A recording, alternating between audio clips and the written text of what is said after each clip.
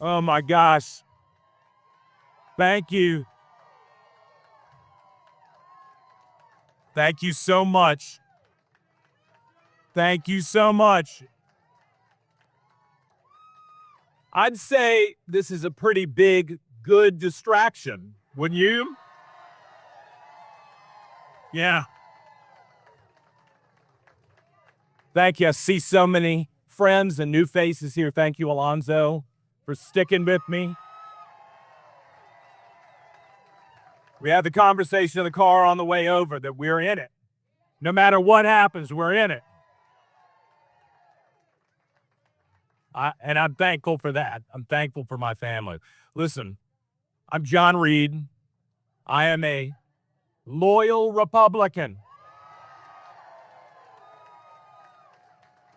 a former Reagan intern, a Senate staffer, a businessman, a speechwriter, a radio and TV broadcaster, and now I am proud to be your nominee for the lieutenant governorship of Virginia.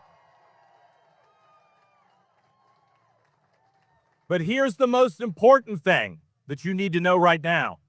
In this new ugly era, I'm what we call a conservative fighter. And everybody who watched me on TV years ago and listened to me on the radio for the last 8 years knows I've been in this fight for our shared conservative principles for decades. And like many of you, I'm really angry to be betrayed by people I personally supported and helped. And I'm really saddened for what is happening to our party right now. Can I be honest with you? I don't think anybody has ever been more transparent about their personal life than I have.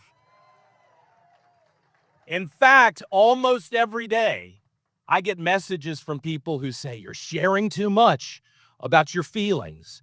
You're sharing too much about your past. You're sharing too much about your relationship. Well, now you see why that was necessary. Because we knew this was coming, and you now know me and my history fully. We've seen it over and over, the politics of personal destruction. They've done it to President Trump every day of the last decade since he came down that escalator. The Richmond swamp now does not like it when they encounter a different type of person who they can't control.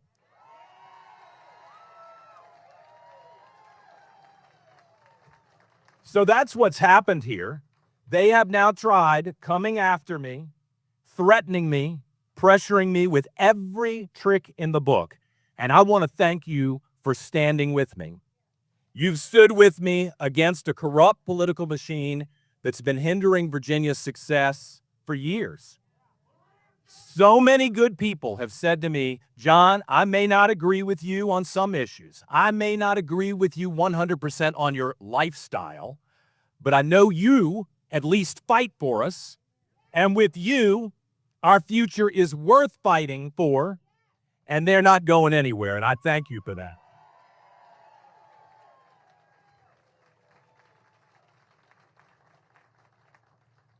The truth is, this isn't just about me anymore. It's about us. It's bigger than just one person. This is bigger than who is white or black, who's old or young, who's evangelically strict or not, who's married or single, who's gay or straight. It's bigger than all of that. This is about the good men and women of Virginia standing up and saying, no more of this behavior. No more politics of hate. No more politics of personal destruction. No more politics of dirty tricks. No more politics of failure. It is time for us to come together as a party because the real battle is coming in November, and too much is at stake. Fortunately, Virginia is stronger today than we were 4 years ago, but we face some real challenges, and once again, we face a serious choice. To meet those challenges, we need leaders with vision and compassion and courage who are ready to roll up their sleeves and get to work. And you know what? That's why I left my job.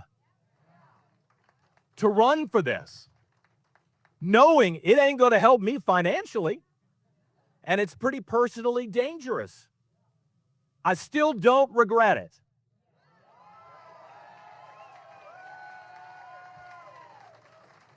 When we look across the aisle, let me tell you, we see what the other side offers. Not one of the Democrats seeking your vote in November has laid out a hopeful vision for the future of our Commonwealth. In fact, they've done the opposite. They've spent their time on the trail talking about dismantling the gains and the protections we fought for. They scream about how much they hate the president and they hate the governor. That's all I hear. So just as we did in my former boss, Ronald Reagan's time, we've once again arrived at a time for choosing. We've all seen how the other side views law and order. It's a convenient tool for them when it's advancing their political agenda, but it's a broken system when police do their job. And let me be clear, public safety is not partisan. It is personal. Every Virginian, no matter who you are, has the right to feel safe in your home, your school, in your streets. And we stand with the brave men and women of law enforcement who put their lives on the line every day. And people in this room remember when Richmond, the capital city, was on fire in 2020, I made that abundantly clear on the radio when everybody else was too scared to say it. What did the other side do? Well, Abigail Spanberger voted in favor of radical legislation that would handcuff our police and limit qualified immunity for the police. LeVar Stoney, he abandoned the brave Richmond police officers who were doing their job in the city, and he capitulated to the same protesters who wreaked havoc on the streets. And in the Virginia Senate, where I intend to preside as your lieutenant governor, several Democrats voted to remove the mandatory jail sentence for assaulting a law enforcement officer. You see the difference here? To be clear, Republicans remain the party of law and order, increasing community partnerships in policing, finding effective ways to meet the mental health crisis. Building stronger bonds between law enforcement and the communities that they serve are top priority for us. But so is defending the rule of law. And together in November, we've got to remain committed to choosing to ensure that Virginia is a place where justice is swift and it's fair and it's equal for everyone who lives here.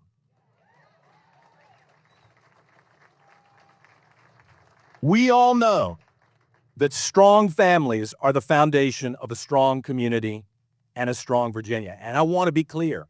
I mean all families, not just Ward and June Cleaver and their kids, but everyone who gets up to go to work, to shelter and clothe and feed their kids and themselves and tries to live a decent life so their children might live a little better than they did. As your lieutenant governor, I'll stand strong for your parental rights, your religious liberty, and your economic freedom. Some people have said, oh, you're an extremist, because I've been open about my belief that we should work to protect the unborn, especially on the day they're about to be born, maybe. That we should defend innocent life, that we should support adoption programs for everyone, and help the groups that are out there that offer family services. It's supporting families. And as a Christian, I also understand that our nation was founded by people who were fleeing persecution. Our founders understood that so much that it was among the first rights that they made irrevocable. I'll always stand up and fight to ensure that no family is penalized for living according to their faith and convictions. And this is important. I want you to hear what I'm about to say. You do not have to look like me, or worship like me, or live like me, or even agree with me. I will still stand up for your rights. I am a Republican, and I hope you have heard this on the radio, who believes strongly in your personal freedom. Your personal freedom. As we stand for parents and families, we have to ensure that we give them a place to thrive. That means cutting the burdensome regulations on small businesses, lowering taxes, ensuring that Virginia families can afford groceries, gas, and a mortgage without sacrificing their future. The other side has already shown us where they stand. Democrats in the Senate waged an all-out war against parents this year when they decimated the fundamental right of parental consent in their overreaching extreme abortion amendment. They stood against parents time and time again when the parents stood up in Loudoun County. And even though I'm a Protestant, I was outraged when they thought it was okay to investigate Catholics who attend the traditional Latin Mass. And when it came down to it, just in the last 2 weeks, all 6 of the Democrats who want to take me on in November have stated that they will repeal your right to work, robbing Virginians of choice in employment. It forces you to join a union. It forces you to give up part of your wages to support the radical progressive agenda that national unions pursue, all at the expense of working Virginia families. Together in November, we will choose to reject the Democrats' assault on Virginia's families and Virginia livelihoods. We know that 4 years ago, the state of education sparked that revolution that propelled Republicans to victory. We've come a long way to shedding light on our schools, but we've still got a long way to go. My mom was a public school teacher. My dad was a middle school principal and coach. My grandmother was an English and history teacher in Greensville County. My grandfather was a principal in Suffolk. I went to public school until high school. My extended family right now goes to public school. So I hate to be the one who has to admit that we got problems. But can we just admit it and finally create some new options for families here? The future of Virginia is in these classrooms today. And we owe every child, no matter what their zip code is, a world-class education. And we're not doing that right now. But as we all understand, education is not about indoctrination. It's about learning and citizenship and responsibility and creating opportunities for these kids. We've seen what happens when this far-left ideology infiltrates our classrooms. As your lieutenant governor, I'm going to fight to get the politics out of education and put parents back in charge. And yes, that means school choice. It means curriculum transparency. It means a renewed focus on the basics, reading, writing, math, history, not gender theory and divisive identity politics. We'll support our teachers, raise academic standards, open new pathways for trades and technology and real-world job skills, and get a job. Our kids don't need a lot of more tests. They need more tools to succeed. And parents should be partners in this, not bystanders in their child's education. We're going to work to improve communication, curriculum transparency, and community engagement, because when we work together, Republican and Democrat, our kids are going to win. And that's what I want to do. The other side has had all the time in the world to fix this system. But you see, that's not in their best interest. They've supported the radical indoctrination. They've arrested the parents who dared to speak out at school board meetings. They stood by the schools and universities that have allowed anti-Semitism to run rampant on their campuses, fighting against everyone from the President of the United States to you and me when we dare speak out. So, listen, we got to stick together. I've been around politics for a long time. And even when my dad was running, I never voted for a perfect candidate. Okay? Never voted for a perfect candidate. As Alonzo and my family and my radio audience can tell you, I can find something to pick at all the time. Something I don't like, something that isn't perfect. We do not have that luxury now. We have to look at the 200 plus bad bills that Governor Youngkin correctly vetoed and recognize that we must elect a Republican governor again this fall. So, can I be the candidate? Can I be the candidate who seeks unity tonight? Please, please, let me help unify our movement. Not because of some little asterisk next to my name, but because you know I'm brave, you know I'm a real conservative, and you know I will fight for you if you put me in the Capitol. So for all the reporters who filed a lot of stories in the last few days, I want to be clear. I'm going to be voting for our Republican nominee for governor, Winsome Sears, this fall. We need a Republican in that chair. And I'm going to be voting for a Republican Attorney General, Jason Miyares, this fall, because we need a Republican in that chair. And I hope that as you watch me, you will also vote for me as your Republican Lieutenant Governor, because you definitely need a Republican in that chair, too.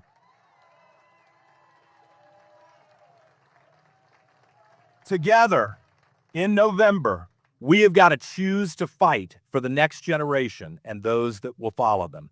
These aren't campaign promises. They're commitments to you. Commitments to the families working hard every day, to the first responders answering every call, to the children in the classrooms dreaming of what's possible for their lives. This campaign isn't just a campaign, and the choice we face isn't about policies. It's now a movement to preserve the values that great Virginians before us brought to the founding of our nation almost 250 years ago.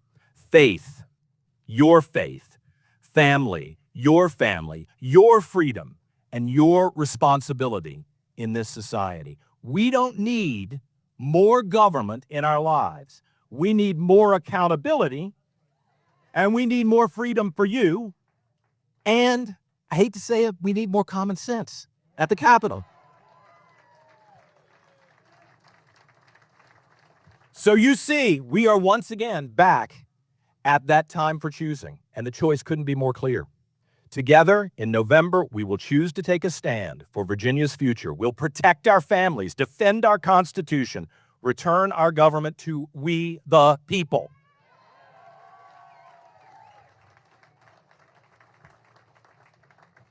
And I'll just tell you, I'm a Christian. Maybe not a perfect Christian. I don't know if you are. But I want to ask you today to pray for our governor, to pray for our lieutenant governor, to pray for our attorney general, to pray for the Republican Party and everyone associated with it. And I humbly, sincerely ask that you will pray for me.